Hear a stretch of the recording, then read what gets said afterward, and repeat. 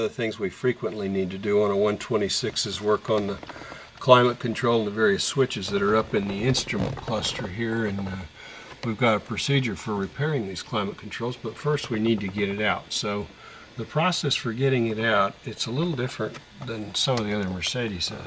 First thing we need to do is take the ashtray out. If we pop out the actual assembly that collects the ashes, there are two screws underneath there, and that's the first thing we have to do is take those two screws out. So if we take those two screws out,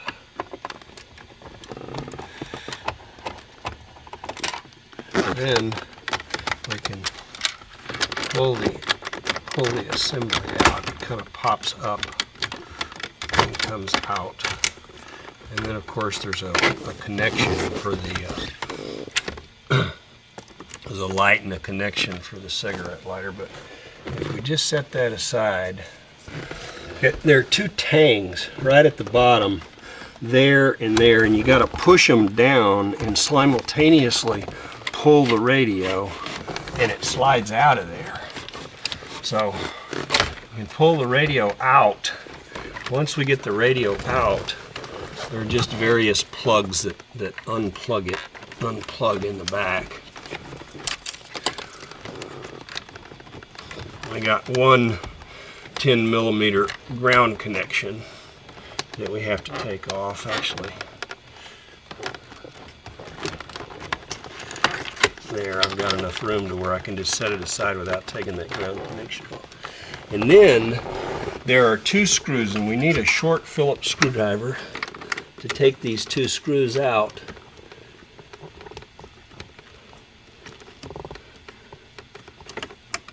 And once the screws come out, then the assembly should drop down like that, and you see that it's all part of it, and then it kind of pulls out, and all these switches are hooked to it. So the various switches that hook to it are now available to us. And so now we can take each of those switches out of there, and they're fairly straightforward. We can get this assembly off too, this assembly that holds these entire switches in the console, because once we get the ashtray and radio out, this little tray just comes right out of there. And then once we get the tray out, this whole assembly just pops right up.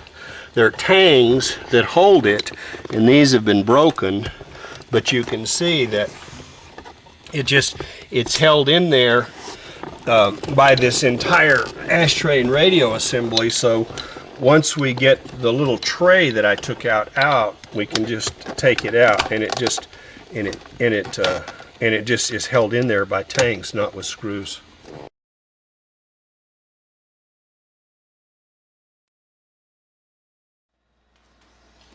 All right, Jim showed you how to remove the switches from the center console of a 123 and a 126 chassis. I'm going to show you how to repair the switch once you've got it out. You probably recognize the switch as the front, the left window switch for both the front and the back window, and then the child interlock button. The important thing is that this sits horizontally in the 123 and the 126 model car, and as such it accumulates a lot of dust and dirt. Spills, pop and coffee spills will go right down in the switch. Over time, dust and dirt, lint will get down in there. If you have pets or any kind of car seat, the particulate from those will settle down in here. So over time they'll become intermittent and won't function properly. But also, any of the other switches, if you'll notice, are very similar. This happens to be the dome light off the front panel for the rear seat. It looks very similar, and this is the antenna switch. Here is an on-off switch. Here's a seat switch for the back, the window switch for the back seat. Very similar. You'll notice it's just almost half of that right there, or part of it. So what you need in order to to clean and repair these is you're going to need some alcohol. This happens to be Walgreens isopropyl alcohol. It's the highest percent I could get, 91%. Once it evaporates, you don't want any residual hanging around, but 91% is good. You'll need some kind of paper towel to clean the outside.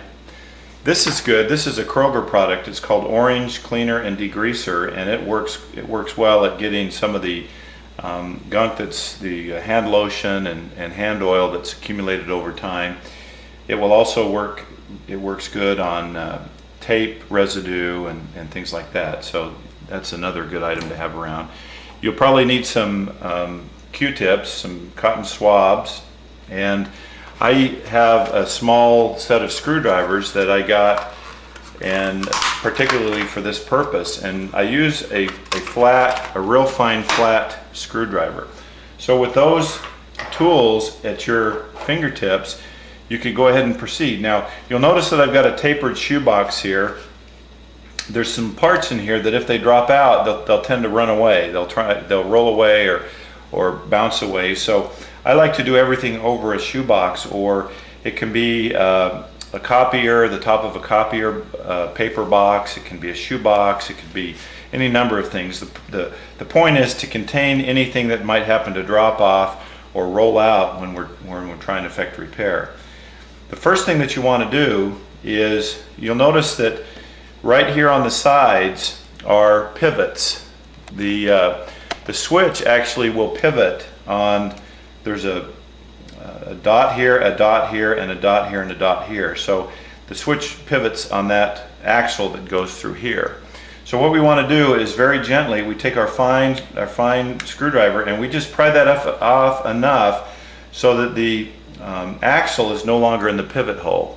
And I'm going to zoom in here a little bit. I'm not sure how clear you're going to be able to see this, and I'll have to kind of center it as we go. But right here, you can see that the pivot is now out of the hole. Now if I go to the opposite side and I do the same thing, what I can do is, as I pry it up, the top will come right out. You see that? The top just lifts right out. So I'm going to lift the top out and set it down, and you'll notice a couple things.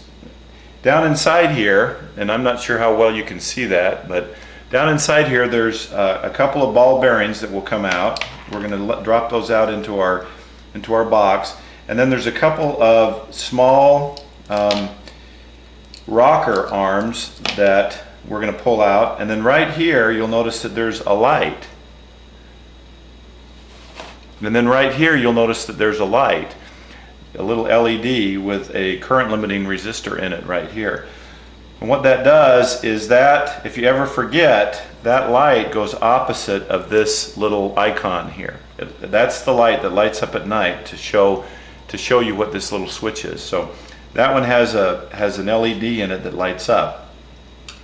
The first thing that you want to do once you get the part disassembled is take one of your Q-tips and you get some isopropyl alcohol, and what I like to do is just kind of dip it in the side here, not spilling it, the levels here, and I get a little bit and I go inside the switch and I like to kind of swab it out.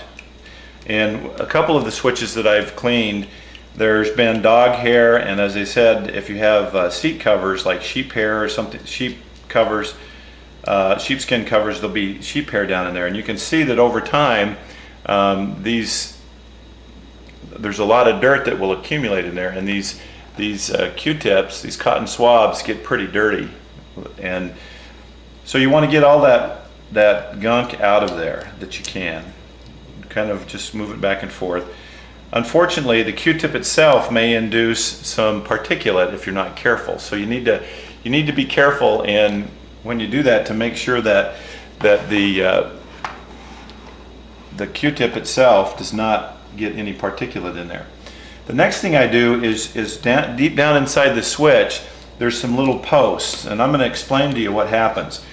This rocker arm sits, you can see that it's shaped kind of like a V. It's shaped like a V. And inside the top cover, if you look at the inside the top cover here, there is 2 springs. There's a spring for each side, and they get dirty also.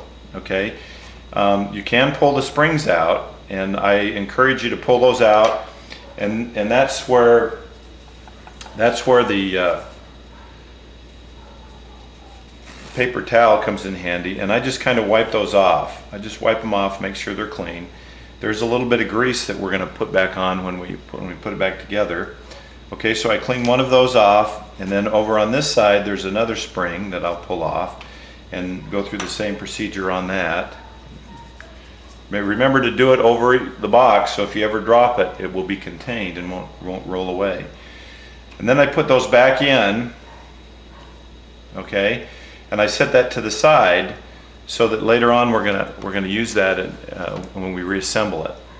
The next thing I do is I take the little ball bearings and I roll the ball bearings and clean those off, because it's important that they're clean so that they roll properly.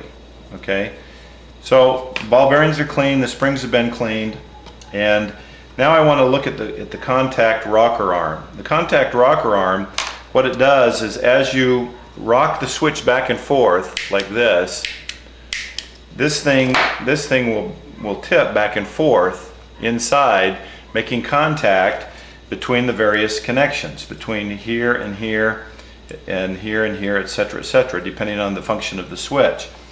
What happens over time is, like I said, dirt and particulate will accumulate in there, and it will cover these contacts, these little contact tips right here. So when the rocker arm goes forward, it doesn't make very good contact. So what I like to do is I just like to take this little tip on the rocker arm, and I just kind of scrape it with my straight edge to knock off any kind of irregularity or bump that may have accumulated over time. So I'll do both of those. You can also get a piece of fine emery cloth if you like and clean those, but it's important that they're clean, and you can usually tell by looking at them visually that they are clean. Okay. Now it's interesting that many of these are the same size from all the Mercedes switches, so if you have a bad switch, don't throw it away. Keep it, because you can use these little rocker arms and the ball bearings and the springs in other switches. All right, now that I've got this inside cleaned out, and I've got most of the hair and the length that's accumulated over time, again, down inside here there's a little contact point that the rocker arm touches. This rocker arm here touches. Now those contact points tend to cloud up over time, so what I like to do is I kind of scratch them with the tip of my screwdriver until they polish again, and I rub them back and forth until the contact is clean and shines back at me. Okay, so on this particular switch there happens to be 4 of them up here. Now what I do is, once I'm ready to reassemble it, and that's basically it, once I'm ready to reassemble it, you can get a fine pair of needle nose pliers and lay that in there, or you can drop it down in and then guide it back into place with your screwdriver, and it fits right. There's 2 little cradles on either side, and it fits right inside there. You'll see where it goes, and it also will be directly on top of the contacts that you cleaned. If you have a difficult time with it, pull it out. You got to be patient with it. Pull it out and drop it back in again. And if you just keep persisting, it'll eventually drop back into place. Okay. So now you see that I've got both of those rocker arms back into place where they should be. Okay. Now the easy thing to do now is to just drop a ball bearing at the very center of each one of those. The ball bearing will drop right in place. And then I take my top cover, once again with the springs in there, and if it looks fairly clean and you're fairly certain that it hasn't dried out completely, then what you can do is you just put the top right back on again, and using your screwdriver you pry the side out so that the pivot will drop right down in there. So you peel that out, and the pivot on either side will snap into place, and you'll see it. And then once that occurs, You can test the switch by just rocking it back and forth. In this case, it's a momentary switch, which means that it goes and then it comes back to the center. It goes and comes back to the center. So in this case, the switch is doing exactly what we want it to do, going back and forth and back and forth. Now, if you like, you can add a little bit of grease on there to make it run smoother on those springs and those ball bearings, and it'll make it articulate a little bit better. And if you only do one switch at a time, you'll notice that the icons align in the same direction. So if you do this switch, when you go put it back together again, you can reverse this. But notice that this one is up to the top, so you'll want to align the two icons. Another way of telling is match the icon with the LED underneath.